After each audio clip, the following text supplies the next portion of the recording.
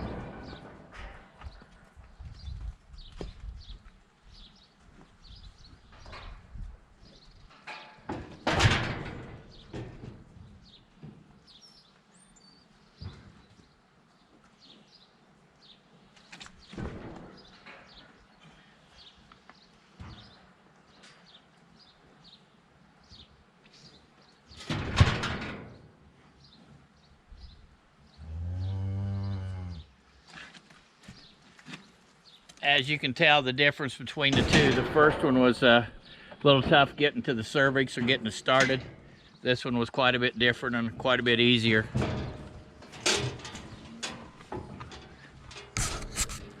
Well, it's got a little weather window to drop some hay, and we're running 2 tractors. And if you'll look at the other tractor coming, I'll try and get that in a second. I have my son in the Massey Ferguson 283, and obviously that was an open station, and I'm in the air-conditioned cab. So we're getting this hay dropped, probably about 20 acres or so. Try and bale it late Saturday, maybe Sunday. I have an Angus preview show to attend on Saturday morning, and a meal at noon, and then I'll rush home and hopefully get some of this hay done. So that's the projects today.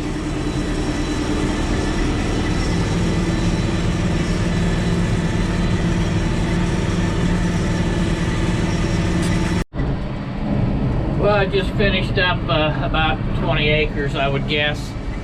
It's a little bit interesting, a couple places that I follow out west in South Dakota, and they have those swathers, and I'm not sure how wide they are. Running 2 tractors, I'm cutting 16 foot at a time. So here in my part of the state of southern Indiana, part of the ground is just too rough and not flat enough. Some hill ground, nothing like, when I say hill ground, it's nothing like the hill ground out west.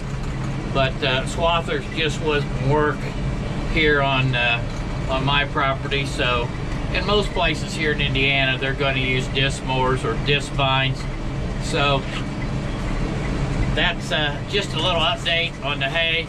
If I knew that I had a better weather window, I would probably drop another 20 acres, but I don't. Well, I'm going to show you a little bit about the tedding process. I'm going to turn the camera around, and you can see this field that I'm doing, and then I'll try and get the tedder for you. When I ted, it actually normally saves me the ability to bale hay 1 day sooner if I don't ted. So I'm going to turn the camera around so you can see how this hay lays on the field. And I'm not sure how clear that is, but that hay lays pretty flat. So as I fire up the tractor and turn this tedder PTO on, you'll get to see that process. And again, it just fluffs it up, and it gets me the ability to bale hay 1 day sooner.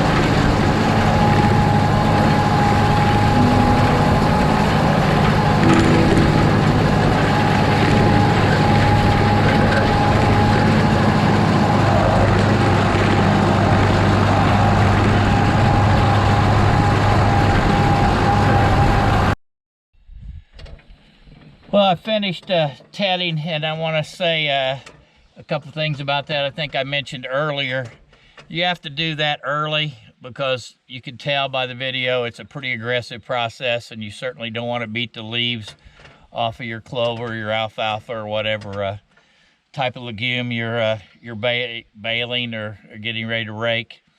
I also want to mention something. On June 11th, the FDA law went into effect about prescription antibiotics for cattle, and those over-the-counter antibiotics like penicillin and chlorotetracycline, those are no longer available at your Tractor Supplies and your Rural Kings, etc. They may still handle them, but you have to have a prescription.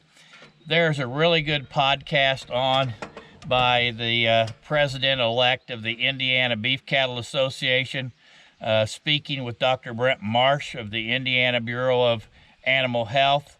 If you're interested in how that came about and what it pertains and what the rules are, you may go to the Indiana Beef Cattle Association Facebook page. There's a link there to find it.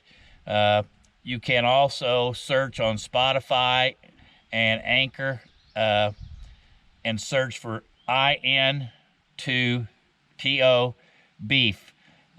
And I think that's a pretty interesting podcast for you beef producers to learn all about what became effective on June 11th. So that's a wrap for this.